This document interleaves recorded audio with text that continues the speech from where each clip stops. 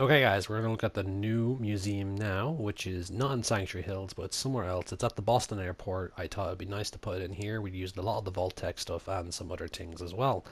So let's pop in here, shall we? The first room on the right, which is the kind of collected weapons from enemies and whatnot. Kind of the weapons we adapted to my own version of the United States Armed Forces. And now we have our own one here. You may notice here that we have a lot of Institute, a lot of different various Raider types, and we have Raider power armor, including with the rifles and weapons you find them with. Also to point out in the back, we actually have some empty spaces there for the last DLC, Nuka World, which is going to be very interesting. It's going to be very cool. And we're hopefully going to be able to get that handmade rifle soon, which is fantastic, which looks generally more like an AK-47 than anything else. It doesn't even look like a Chinese assault rifle anymore, which I'm quite happy with, and it should be very cool to play around with and mess with. And here we can see we have some Rust Devils, the common Raider, and then we have the Gunner as well.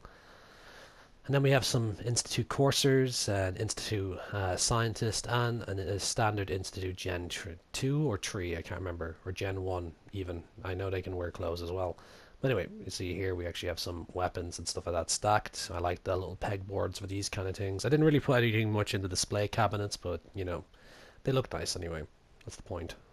Anyway, now we're going to go into this room, which a lot of people have been asking for a Brotherhood part of the museum, which we have here, which we have a Minuteman and a Brotherhood officer.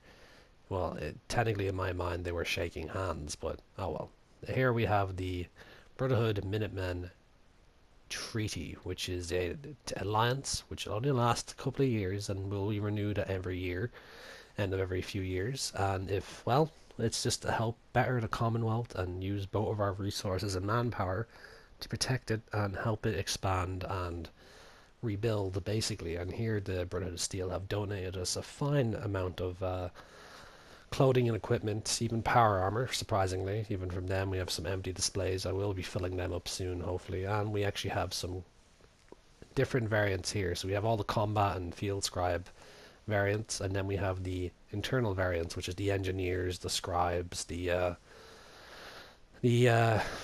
Pride One flight officers, and then we actually have the medical staff fatigues as well, which is quite cool, quite interesting. I like them a lot. Kind of wish some of the armor that they made for them was a separate item, because I'd have a lot of cool looking Minutemen now with those pockets on the front of my troops.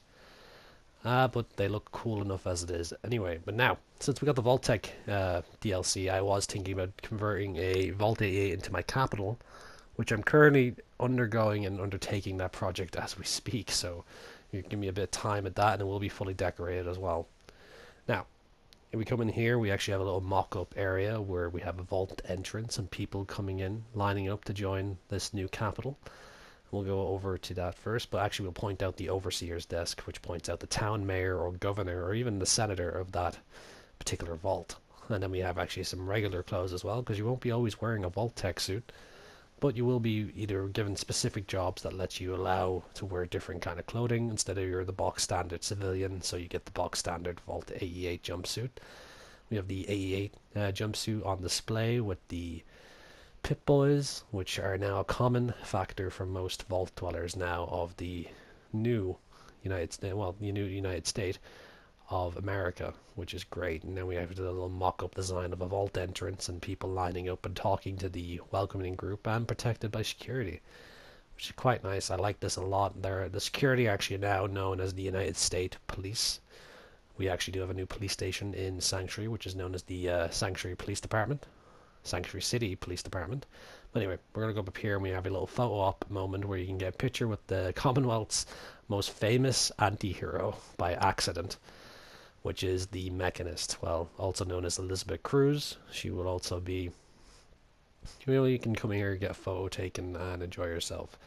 Anyway, now we'll continue on, and we have a little lounge area with different various pieces as well. We won't go into the room on the right just yet, but we are going to go over down here just to show you how I power this place, which is pretty easy. It's not a giant reactor room, it's a fusion room, a fusion reactor room.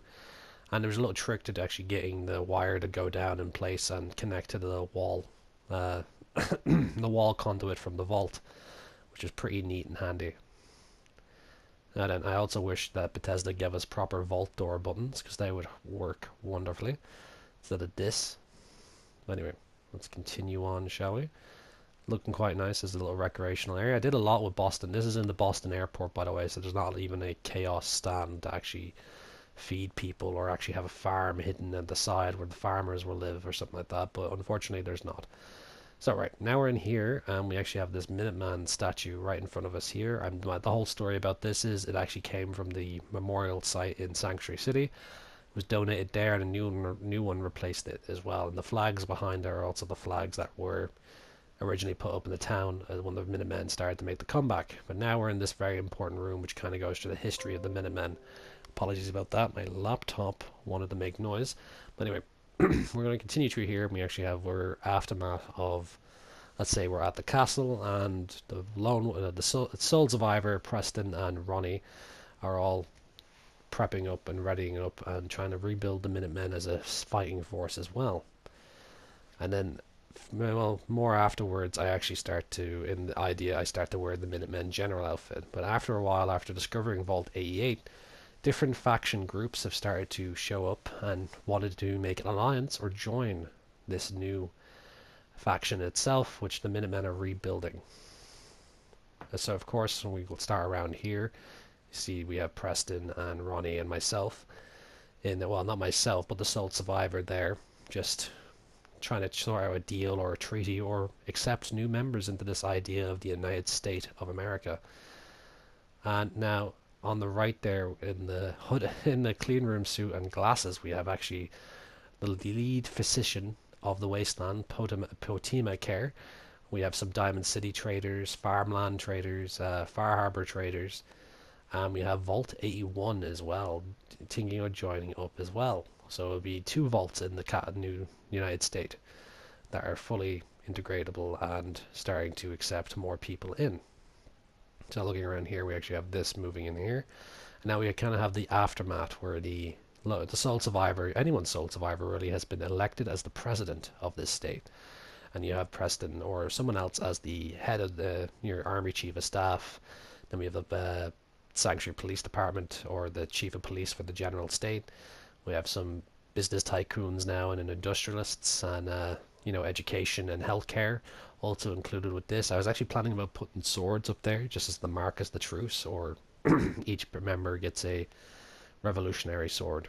So that was the idea, and there's the broadsider in there, and my favorite Thompson. Actually, most of these guns are my personal use guns, so I have to give them up for a little while and start using weapons in the new Nuka World. So it's going to be very interesting using the handmade rifle for quite a while. But anyway, let's close this door. And now this room's kind of empty and sparse. I'm keeping it that way because I want to add more into it later, like weapons and stuff like that. And I want Nuka World to come out before I start doing that. But now we're going to have a look around here.